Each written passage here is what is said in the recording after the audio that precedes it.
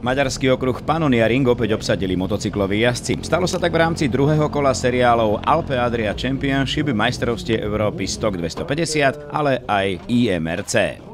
Viac ako 200 pretekárov zo 14 krajín Európy, navyše okrem spomínaných medzinárodných seriálov, bojovalo na Pannonia Ringu aj o body do národných šampionátov Rakúska, Slovenska, Česka, Maďarska, Poľska či Slovinska, pričom na všetkých čakala dvojica pretekov. Tie boli rozdelené do 9 samostatných kategórií. Spomínané množstvo jazdcov znamenalo nielen absolútne plné štartové rošty, ale aj nesmierne krásne a hlavne stále napínavé preteky, pri ktorých nebola núdza o poriadny prídel adrenalínu. Po 125-kách či 600-kách mali diváci možnosť sledovať nádherné súboje v litrových motocykloch, hlavne v triede Superbike. Tu vyhral po oba 2 dni Rakúšan Roland Resch, ktorý všetkým dokazuje, že tohtoročný titul si nechce v žiadnom prípade nechať uísť. Spomedzi slovenských jazdcov opäť najlepšie zajazdil Vlado Ruža, ktorý si na svoje konto pripísal plný počet bodov do domácich majstrovstiev.